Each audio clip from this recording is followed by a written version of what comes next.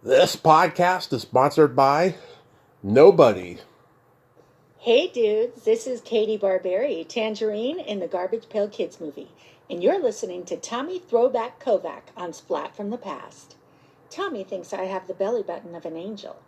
He would know. Tune in.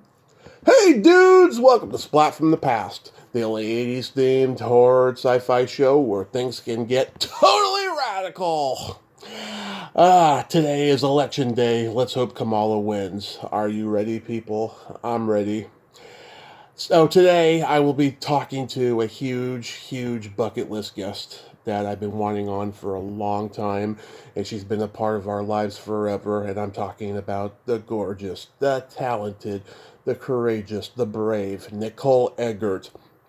You all remember her as Summer on Baywatch, which is the subject of a brand new docuseries on Hulu called After Baywatch, A Moment in the Sun. And she was Jamie Powell on Charles in Charge, the classic TV sitcom, in which she got to escape the clutches of Scott Baio. I mean, she came out about the sexual assault 6 years ago. That pig. Oh my God, it's so awful. And it's going to be a great interview today. In addition to acting, she hosts an awesome podcast alongside her friend Dave every Monday on YouTube and other podcasting platforms called Perfectly Twisted. Go check it out. It's funny, naughty, insightful, and above all, it's Nicole, and it's at her best. I enjoyed this podcast thoroughly, and God, she's been in some great movies too. I want to mention Hambone and Hillie celebrating its 40th anniversary, The Clan of the Cave Bear, Omega Syndrome, Forbidden Subjects, The Haunting of Morella, which is a Jim Wynorski movie, and I'm going to ask about that as well. Oh, it's going to be fantastic. She's also currently surviving breast cancer. She is a soldier. Keep Nicole in your prayers. Keep her in your prayers, people. Also, rest in peace, William Sachs, classic exploitation director of The Incredible Melting Man, Van Nuys Boulevard, Galaxina, Hot Chili. We did a fun interview on October 4th, 2018. Go listen to it, episode 227. Also, rest in peace, Ed Bluestone, legendary comedy writer, comedian. He came up with the classic National Lampoon magazine cover with the gun pointing at the dog. According to Ann Beats on this podcast, he's the one who came up with that. So it's a sad loss to comedy. So yeah, here is my interview with Nicole Eggert.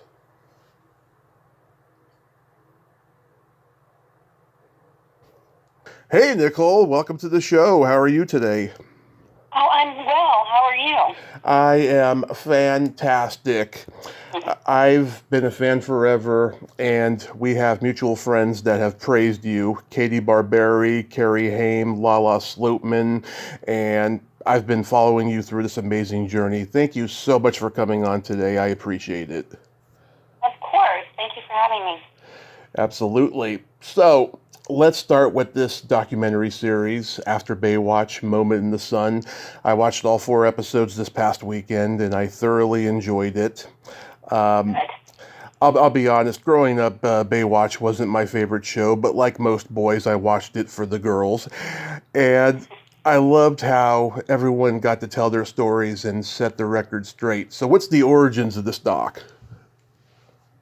Well, yeah. I mean, first of all, you don't have to be a Baywatch fan to enjoy the docuseries because it's really sort of a story, about humanity and this group of people that have this one thing in common, which is Baywatch, which is it's like a guilty pleasure. It's the number one show that nobody admits they're watching and nobody talks about that they're watching. And, it's taken a long time. It's been 30, 35 years, and finally it's appreciated. Finally, we can talk about it in sort of an iconic manner, whereas, a lot of us as actors kind of got pigeonholed or bum rap or I don't know it was hard to get work after, being associated with Baywatch. It was really, we really got stuck in that typecast scenario. So this is just really an opportunity to get to meet the people behind the beautiful faces and the red swimsuit and all the hair, and talk to them about how the show affected their life, and the good, the bad, all of it. And it hadn't been done. Everything I saw and read about the show was always this kind of the same regurgitated content. It was like actors were on autopilot doing their interviews, and they gave the same stories. So there's just so much more there. So I just kind of wanted to show that. Yeah, and what I love too, I love how this docuseries brings up, how around the time the show started, the tabloid culture started. That's how I pinpoint when the tabloid culture started. And I remember, God, everyone who was on Baywatch was like in the tabloids like every other week during that time. It was insane. Yeah, yet it was, before the internet really, and before social media. So it was sort of that turning point of, it was a weird time. It was, camcorders were popular, and, not everybody had a phone with a camera on it in hand. And so it was this time of where, yes, people were beginning to, report on gossip and, follow people around, and that voyeuristic interest sort of really started booming. Yeah. Wow. And, I loved watching the home movie footage of you during that period, seeing, how wild you were at that time, because, seeing that footage and then watching you every week on Perfectly Twisted, I could see how you've grown into this mature, self-assured woman before our very eyes. I appreciate that. I wasn't sure that was ever going to happen, but alas, it has. Yeah. And something I really loved about this docuseries, there was no cheesy animation reenactments. Those fucking drive me crazy. Robert Evans got away with it and the kid stays in the picture, but now every documentary has to have it, but this one doesn't. So thank you. Yes. No, none of that. We were trying to take all the cheese out, because for so long Baywatch was associated with the cheese factor, and we just really tried to make it cool, just show the cool of Baywatch. Yes. Oh my God. And of course, some of the biggest attention this docuseries is getting is over Jeremy Jackson's bathing suit fetish, which I'm not only happy that he admitted to it, but I'm also glad that you support it. Yeah, I mean, listen, we are being honest and we're being real and candid, and that was his experience, as a young guy growing up on that set. And I don't think he's guilty of anything that a lot of other adolescent boys would have been guilty of also. And, it's just the truth. I know. I'm very open about my fetishes. For instance, I love belly buttons, and some people think it's weird, but it's a part of me, and I wouldn't change it. Yeah, whatever. Everybody's got fetishes. It's whether they choose to talk about it or not. So don't let anybody tell you it's weird. Exactly. Nancy Vallon was one of my first interviews when I started in 2017. She's awesome. Have you gotten to know her from doing this doc? Yeah, I knew her before. I knew her prior to doing the documentary. I love her. Yeah, she's a great lady. I've known her for many years. I believe she guest starred on Charles in Charge. I want to say she guest starred, because I had known her way before Baywatch days. So a lot of people I actually already knew, so it was easy to reach out.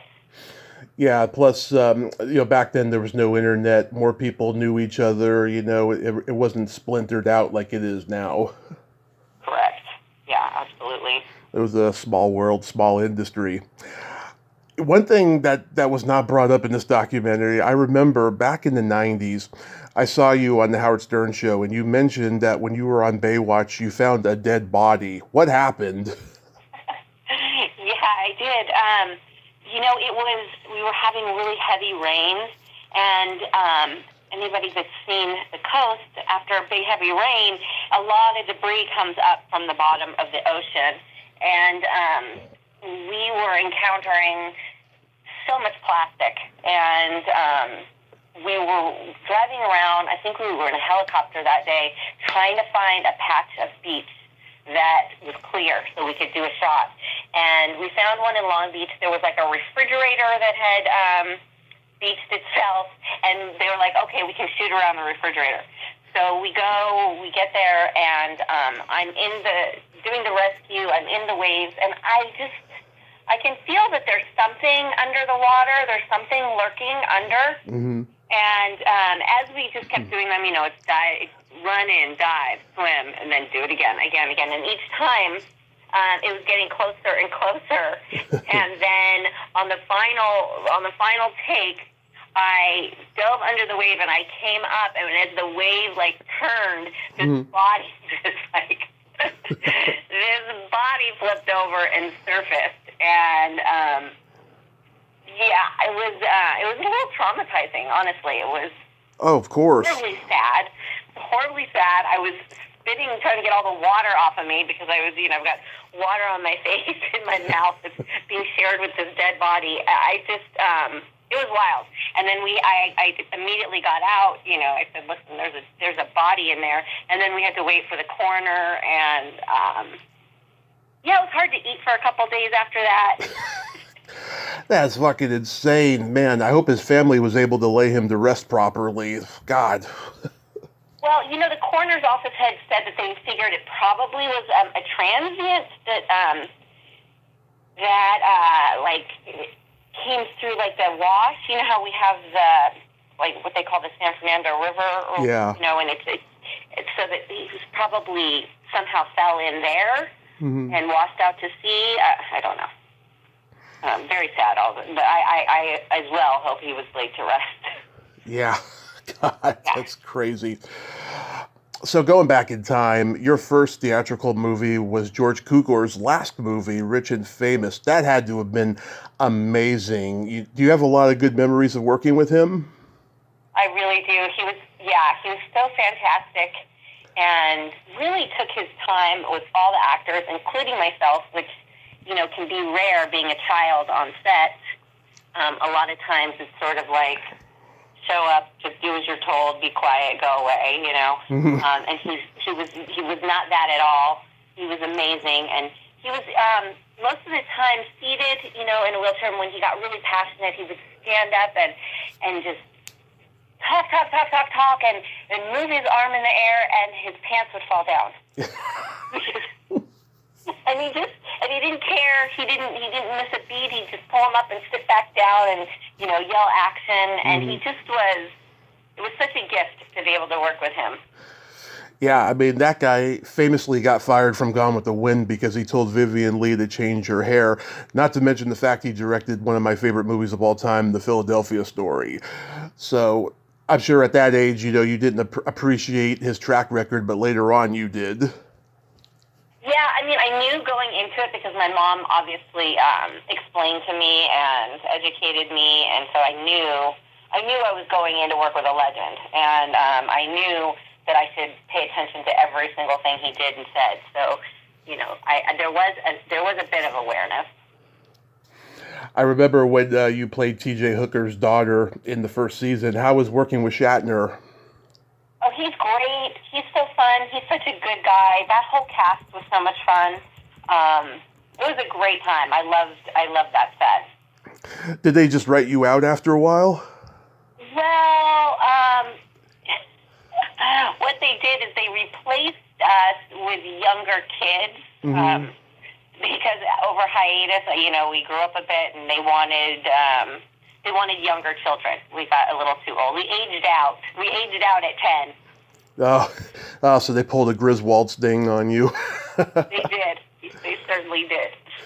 Yeah, it's not like he had a daughter, the first 10 episodes or whatever, and then wrote you out. It's not like the Cunninghams on Happy Days situation when they had like 2 other sons. No. They just wanted a younger dynamic. So. Yeah, TJ was my nickname growing up, which stands for Tommy Jr. And I became Tommy when I started doing stand-up in 2006. But like there were kids who used to call me TJ Hooker. At the time, I was mad because I thought they were making fun of me. Now I think it's pretty cool. Yeah. TJ Hooker was a good guy. Yeah. I love Hambone and Hillie. I used to see it all the time on HBO when I was a kid in the early years. How was making that movie? Well, that was a ton of fun. Being a kid and get to act with the dogs. Mm-hmm. It was so amazing. They're so well trained and just so well behaved, and so much fun to see how that works. Like on set was just it's just really amazing and so much fun for a kid. Because here you have kids and animals, which are like the two most loathed things on set, right? Yeah. Adults are like, oh God, kids and animals, ah. And here it was, this was the entire cast is kids and animals. So it was such a fun time. Yeah, Hambone was so cute. He was like Benji and the Shaggy Dog combined, Oh, so cute. Yeah, amazing. Was it just that one dog, or was there several Hambones? I believe that one, there was one. I remember working with a dog. I'm not sure if it was Hambone and Hillie. I'm pretty sure it was. There was a black and white dog where there were two, and they would sort of paint their fur a little bit to make sure that they matched perfectly. Mm-hmm. They were identical. And that one, there were separate ones. But I believe the little one was just the one. Yeah. I want to say. Yeah. Mark Bentley played your brother. He was a pretty consistent working child actor in the 80s, and then he disappeared. Have you seen him since? I haven't. Not at all. I hope he's doing well. We had such a good time on that movie. We got to ride bikes a lot. There was so much. It was a kid's playground on that movie. But no, I have not seen him or kept in touch with him. And you got to share a little screen time with Lillian Gish in one of her last movies. Any memory of her? Not a whole lot, unfortunately, but not a whole lot. Yeah. Did you show this one to your daughters when they were young? I haven't, because I don't know. I honestly don't know where I would be able to watch it. I'm sure I have it on VHS, but I don't have a VHS player. Yeah. So I'm not really sure how I would show it to them, but no, I haven't. That's really funny, actually. I'm proud would probably really enjoy it. I'm proud to say I have a rare VHS copy of it. I don't know if it's on DVD. I should check on that. But yeah, it's a cute little movie. I love it. It's got a great cast. I mean, Timothy Bottoms and Candy Clark, and even OJ is in it. Yeah, that's right. Oh my God. You played Mackenzie Aston's crush in I Dream of Jeannie 15 years later. Was that fun to do? Yes, that was a great time. And Mackenzie and I became good friends after that. And his brother Sean, mm-hmm. and we were good friends for a long time. It's funny because Mackenzie was Katie Barberi's first love when they did the Garbage Pail Kids movie.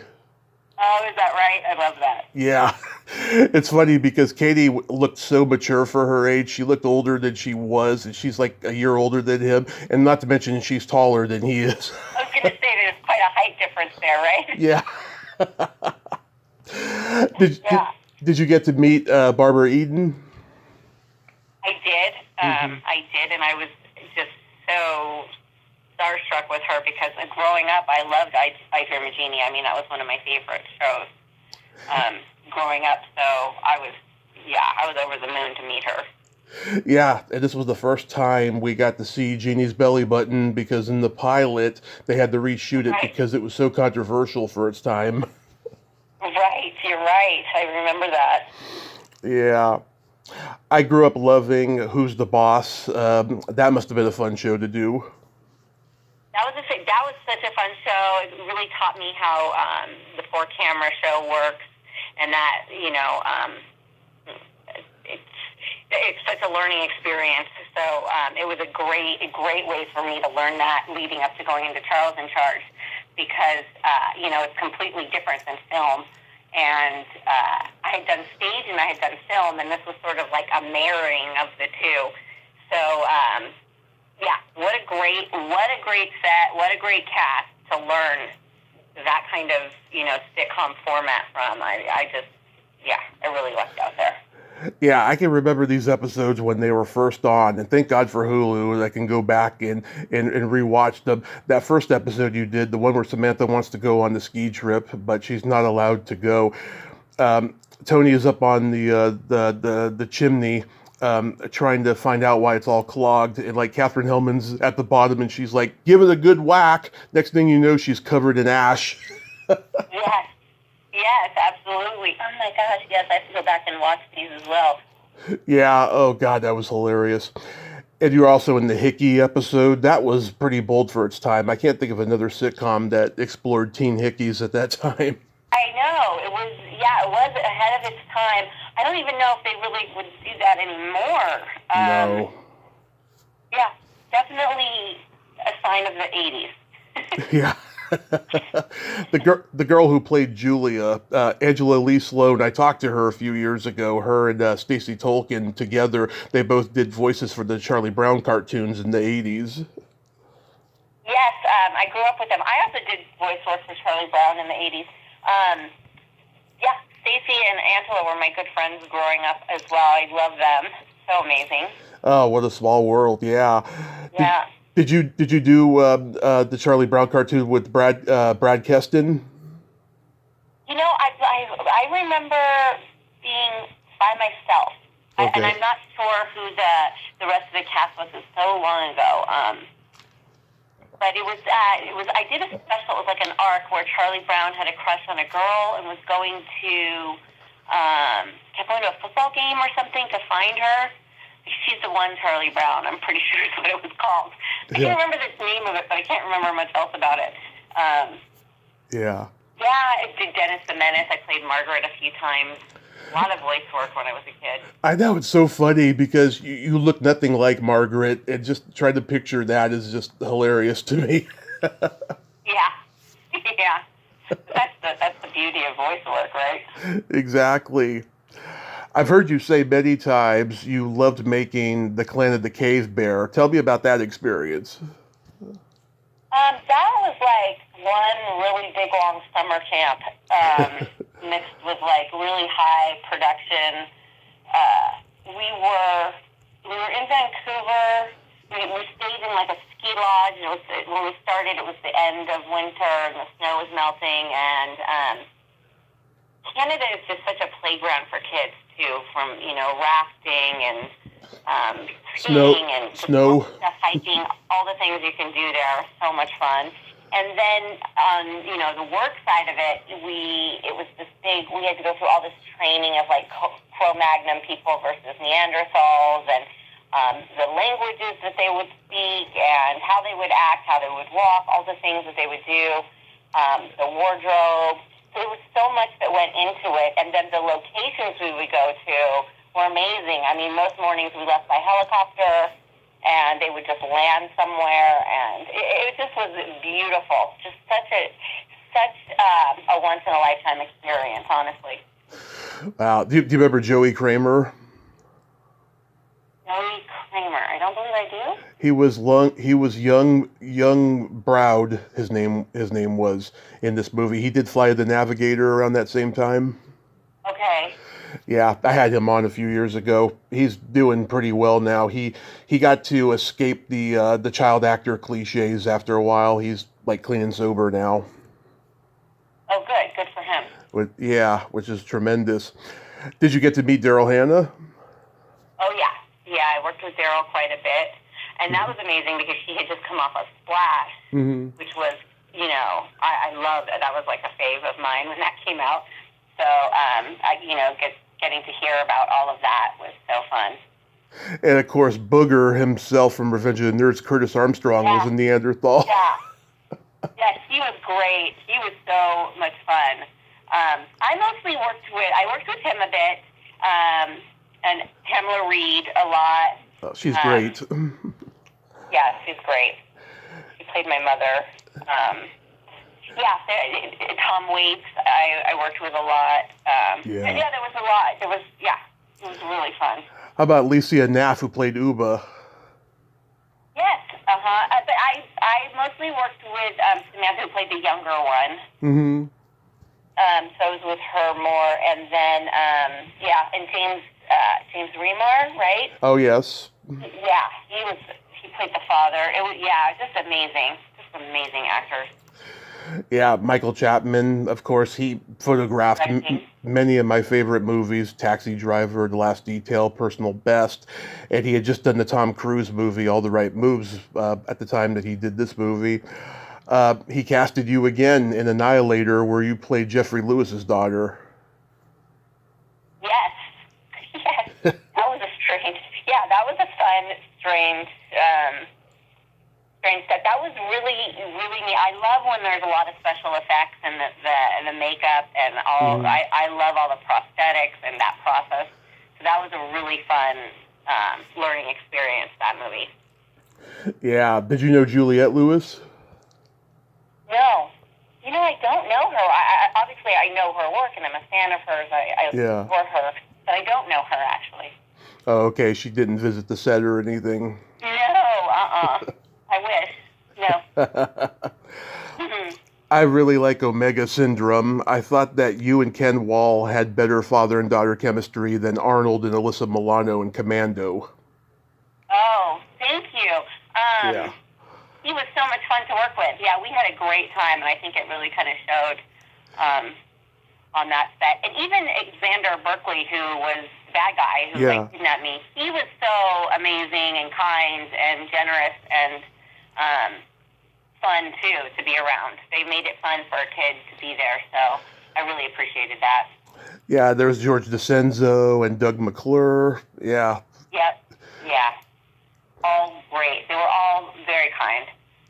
Yeah, and I love Commando, but there was something just real between you two on screen that was sweet. And yeah, I mean, if it was a happy set, I guess that's what came out of the performances.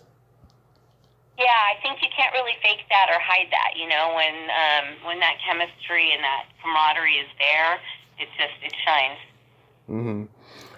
So I've been on your side since you came out about the toxicity of what happened on Charles in Charge, but I'm curious, what other Universal shows were shot on that lot when you were shooting Charles in Charge? Oh, there were so many. Different World was there. Knight Rider was there. Mm-hmm. I'm trying to think. There was a show, the name is escaping me right now, but it was D. Wallace Stone, Scott Grimes, Ke Huy Quan. Oh, yeah, I know. I gotta look it up, but I know exactly which one you're talking about. Yep, they were next to us, so we spent a lot of time with those kids. Was Out of This World next door? Yes, just down a little bit, and very cool. And Lisa Bonet was just like the coolest, so it was very exciting. Together We Stand, that was the sitcom. Oh, yeah, Together We Stand. I would have never thought of that, yes. Yeah. So, and I was good friends with Scott, so it was great to have them around. And he was so, everybody, all the kids were just so, it was great to have other kids around, Yeah. Was Coach and Major Dad also there? I'm not sure. You know what else? A small one, not a small wonder. Wait, the one where Evie was she was a robot. Wait. Oh no, that's Out of This World. She's an alien. Oh, that is okay. Out of This World. Yes, that one. They were there. Yes. I had a huge crush on Maureen Flanagan. I used to race home after school just to watch Out of This World when it was on at like 3:00. Yes, she was adorable. She was there. Yes. Do you remember anything about the Samantha Fox episode? I do. What's so funny is I got along with her so well. We hit it off and hang out, and she was so she was so turned off and annoyed by the advances from Bayo. Good. It just was it was amazing, and she was just such. And I was a big fan of hers at the time. She was a big pop star, and so to have her on set and hang out with her and kind of just get to know her as a person was. That was so cool. Yes, very cool. Yeah, because it was a cliche back then for teen pop stars to be on family sitcoms. There was Stacey Q on Full House. There was Tiffany on Out of This World. So, yeah, Samantha Fox was on Charles in Charge. Yes, she was. I heard you say on your podcast that you saw Charlie Burl at the Hollywood show. I had him and Mitzi on 2 years ago. One of my favorite interviews I have ever done. God, having Mitzi as a writer on Charles in Charge, she must have been cracking everybody up. Oh, she was. She was such a big personality, and just, you could hear when that stage door opened and she came on, she was on set. When she was in that sound stage, you could hear her and the laughter and the energy. Just so amazing. Yeah, I remember Charlie gave me his number and email, and I called, and like Mitzi picked up, and she was like, "Who the fuck is this? How did you get this number?" I bet. Sounds just like her. She didn't hold back. She called me back about 10 minutes after the interview was over, and she said, "I'm good at what I do," and that she had a fun time, and Charlie did too, and that next time I'm in LA, she wants me to come over and cook me Jewish food. Sadly, that never happened, but I cherish the experience. Oh, good. Yeah, she's one of a kind. And it was so great to see him because it's been so long, and he's doing well. He was really doing well. So yeah, and yeah, I'm up to date with him and his daughter Jenny, who connected me with them on Facebook and stuff. So, you have any memories of Charles Bronson on Forbidden Subjects? I do. He was also very kind. Making sure that everybody felt safe because, it was sort of explicit material that we were shooting. And I just remember him being very, gentlemanly and very professional and, really kind of just making sure that everybody was comfortable and good, that my mom was there. And he, my father was a huge Charles Bronson fan. So it was exciting, to get to meet him and go home and tell my dad that I worked with him that day. These are all icons and legendary things that, just so lucky to have lived through. That's great that he was making sure that everyone was comfortable because that's very rare. But because he was old school Hollywood, that's just extraordinary. Yeah, he was great. Felt very, very safe and secure with him. You got to work with the eccentrically hilarious and infamous Jim Wynorski on The Haunting of Morella. Yeah. Jim, we still stay in touch. Yep. He's a great guy. I think that, I probably gave him a lot of a hard time on that set. a hard time because, there was some nudity. I wasn't going to do it. There was no way. Mm-hmm. So then they had to go get a body double and, there just was, it was a battle between him and I a lot of how that was going to go down. But he's a great guy. I'm happy to know him, and I understand his genre now as I'm an adult now. Yeah.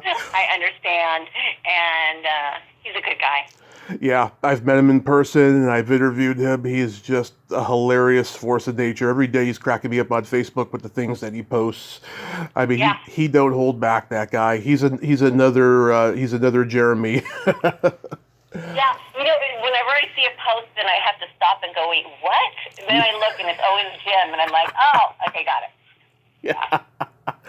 I love the nightmare that you have in the movie. You open up that box full of creepy crawlings, and that skeleton comes out, and he grabs you, and he's like, welcome to hell. Yeah, that was horrible. That was my biggest nightmare. That was probably the worst thing I've ever had to shoot in my life. All those bugs and shit, that was real. Those were real flipping bugs and things in that box. And I just, oh my God. Yeah, horrible fear of mine. Never again. Yeah. Here's something you probably haven't thought of in a while. Amanda and the Alien. Yeah, actually lots of people talk to me about that and love that movie. It has quite the cult following. So you hear about Amanda and the Alien a lot. That was so fun. I love John Kroll, who created it and directed it. I still stay in touch with him, too. Amazing guy. And just a fun, quirky movie to do. It was a really good time. It's probably the only movie in history where paprika is an aphrodisiac. Yeah. Yeah, who knew? Who knew? Yeah, and another guest of mine that I truly adored, we lost recently, Cindy Morgan, was a producer on it, and she plays the hotel clerk. What was she like? Unfortunately, I don't have a whole lot of. I need to rewatch a lot of stuff. I really need to sit down and rewatch all of my work. I really do. Yeah, Cindy was wonderful. She was a sweet lady who suffered no fools. She'd been through a lot in Hollywood, and she was just so wonderful. How about working with the legendary Steve Binder on Secret Sins? He was great.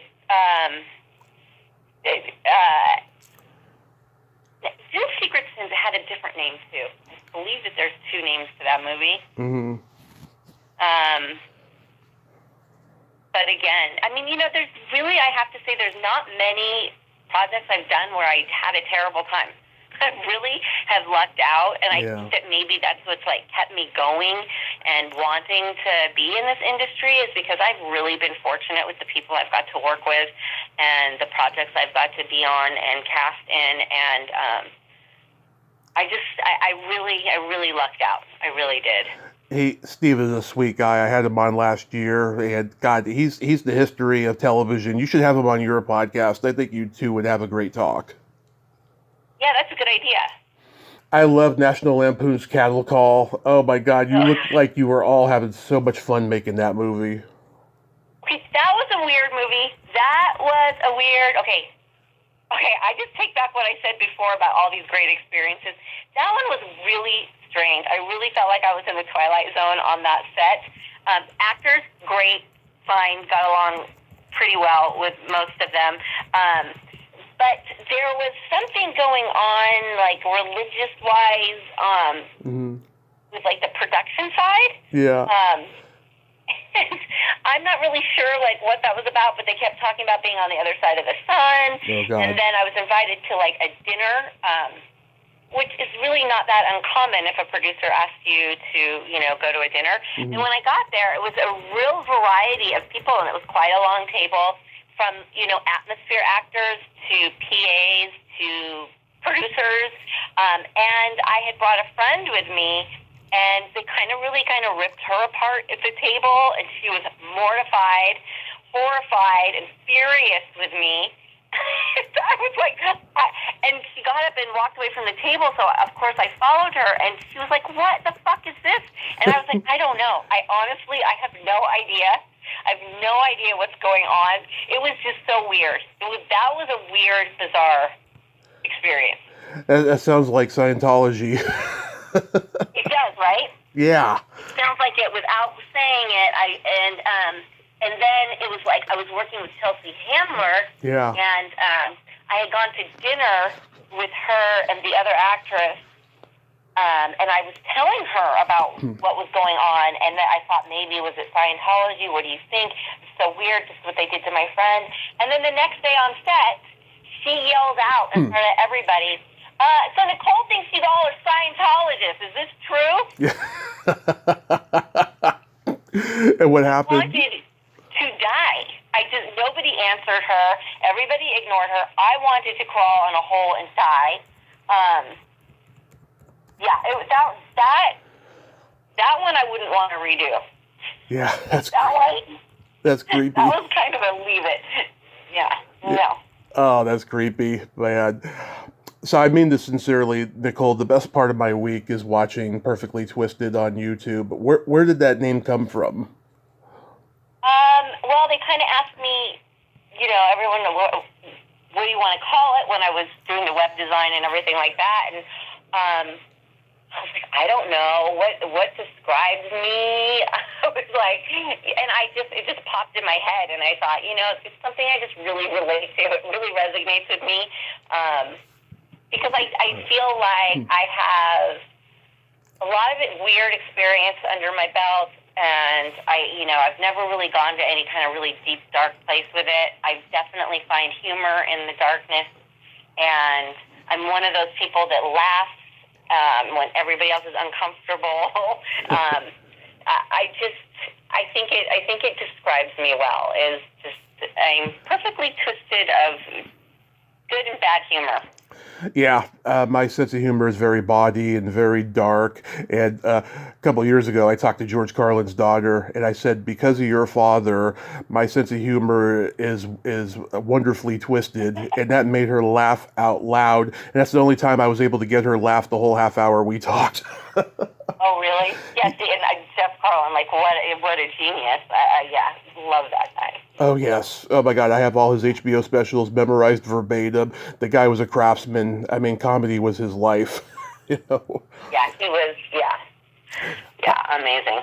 I love the interview you did with Eric Estrada. You got him to just open up. I mean, he's always had this reputation for being difficult, but he set the record straight on your show, and I just thought that was extraordinary.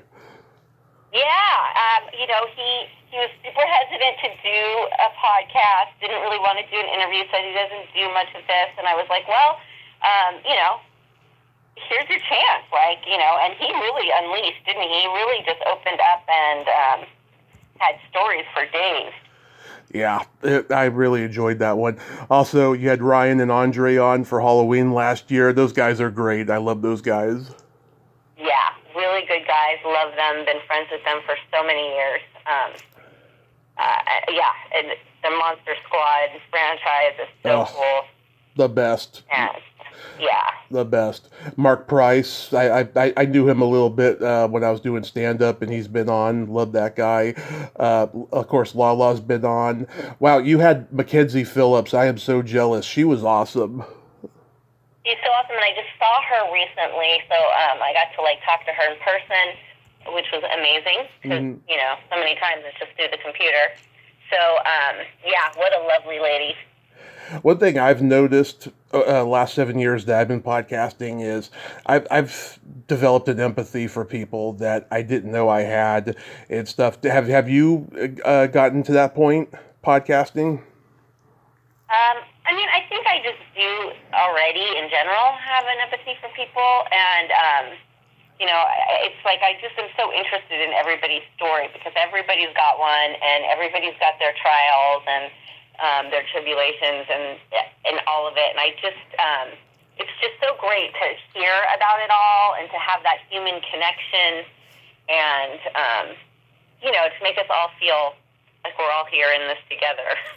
Basically. Exactly. I mean, I've met my idols with different backgrounds and point of views, and it's really changed my perception. It's just like it's made me start adulting in a way. Yeah.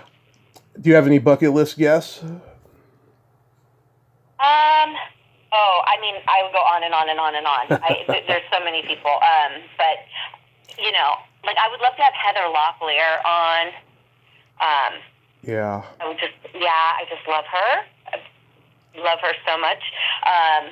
There's a ton. I want to talk to everybody. Yeah. Yeah. I hope you get Katie on. I mean, I've had her on here 3 times. I mean, she's great to talk to. Yeah, she's such a cool lady. She's been in this industry for so long too. Oh yeah, long time. I love seeing you wear glasses. When did you start wearing glasses? It's been a long time now. I don't even know when it's got to be 10 years. Mm-hmm. About 10 years. Can't really see much without them. I can see things, but I cannot see details. So, definitely need the glasses. I wore glasses on and off when I was 9. I'm probably going to need them next few years. I got diagnosed with diabetes a couple of years ago. Then the glaucoma sets in. God, I hope I have such great vision. I just hope it's a little bit while longer before I need glasses again. Yeah, and once you get them, you can't live without them. So, yeah. So I've been following you through this breast cancer journey. Do you see any hope at the end of this rainbow that you're going to kick cancer's ass? I mean, I do. I definitely do. My body responded well to the chemo. And it's this vicious circle of you have cancer. Is it going to come back? And you're it's always on your mind now. It's like you forever are a cancer patient. And I don't believe in saying like I'm going to kick cancer's ass and I beat it, because it can pop back up at any time. Yeah. So I look at it more of it's just something I'm dealing with, and the other side of that coin is it can pop up for anybody at any time anyways. So at least hopefully now I'll be having a closer look at things. It'll be monitored much closer. So hopefully if there is ever anything else that pops up, we'll be able to catch it earlier. So in that regard, it's sort of unfortunate. I'm lucky that I'll be monitored so closely. Mm-hmm. And on the other hand, it's just always there. It's always going to be part of me. It's never, I'm never not going to be a cancer patient. And Carrie Haim, I mean, she's done well for herself with it. She told me earlier this year that you two had a real heart-to-heart talk about it. She was one of the people that came to me and really reached out and went over her gory details, the good, the bad, the ugly, all of it with me, let me ask all these questions. There was a handful of people that really kind of came to me and made me feel not alone and really helped calm a lot of the nerves I had. Carrie taught me about a great thing of icing your hands and feet so that you don't get neuropathy from the chemo. Yeah. I took that very seriously and to the next level, so luckily I never got neuropathy. It's just all the things that you learn from other patients and other people who have been through it that you don't learn from, your doctors or your medical team or online or all these things. It's just so important to talk to other people who have been through it. And she was one of those solid people for me. Yeah, she is a solid lady, and she is just so awesome. According to one of your latest podcast episodes, you're going to be a ambassador for cancer. I am working. I did a post with the American Cancer Society, and then they brought me to Las Vegas to kick off and speak at a women's walk for breast cancer. And then I have also signed on with Susan G. Komen Foundation as an ambassador. So I will be helping them a lot with this, a program that they have. Because they do a lot of work, not only supporting cancer patients, but research and cures. And they have a program going now where you can share for care, and it's where you can give them, if you're a cancer patient, breast cancer patient, you give them your information. They ask you certain questions. It's not too personal. It's nothing crazy. And then you can also supply them with a saliva test. And they're trying to find out, and why it hits home for me, is they're trying to find out why hormone-driven and estrogen-positive cancers reoccur the way that they do. And that is what I have. So it's, it really hits close to home. It's just finding out some answers about that and, preventative care for that and what to look out for and finding a cure for that and all of it. So, I'm on board.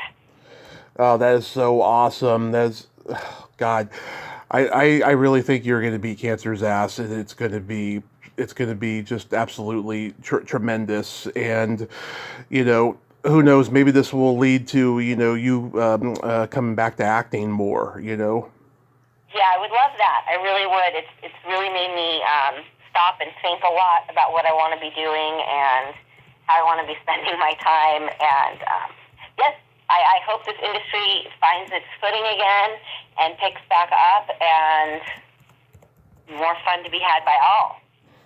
Exactly. And I read that you're a huge Depeche Mode fan like me. Yes. One of my first concerts. Love them. Wow. What are your, favorite Depeche Mode songs? Well, I really love their first album, like in its entirety. Yeah. Yeah. It's like, that just was like the era of like The Cure, Oingo Boingo, Depeche Mode, like, Duran Duran, Psychedelic Furs. Duran, yeah, what a good time in life. Love that 80s new wave. Yeah. Oh, yeah, that first album had I Just Can't Get Enough. I Just Can't Get Enough. I love that. Yes.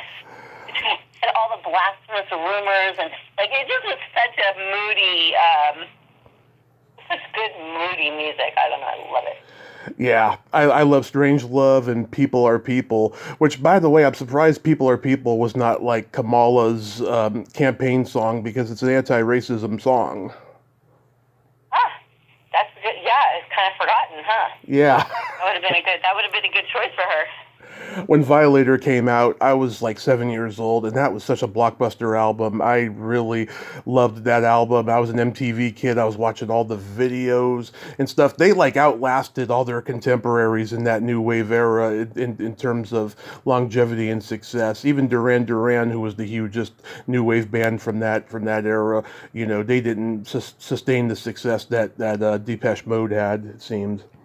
I know. It was funny because Depeche Mode could have gone either way, because they really weren't like a band by the traditional sense, right? Because they were synthesizer, and that was very cool too. Their sound was just so different and unique. So, but yeah, that definitely stood the test of time. It sure did. Nicole, this has been a tremendous honor. Once again, you've had this wonderful journey that's going to keep going, and I'll be watching from far always. And I thank you for coming on today. I'm going to go cry, because dreams really do come true. Oh, you're so sweet. It was great talking to you. Yes, you take good care of yourself. Happy holiday season, and be safe out there. You too. Enjoy. Thank you. And you're still gorgeous, and you always will be. Oh, I appreciate that. Thank you. Thank you. Bye-bye. Okay, bye. Well, there you have it. Nicole Eggert. Oh, my God. What a life I'm having, right? What a life. I'm interviewing all my idols, and it's just so fantastic. Go on YouTube and other podcasting platforms to hear Nicole on Perfectly Twisted. It is such a fantastic podcast. And go watch After Baywatch, Moment in the Sun on Hulu. Yeah, you will not regret it. Well, until next time, this is Tommy Throwback Kovac saying, there's no shame in living in the past, because the present sucks. Later, dudes. Reach out and touch fate.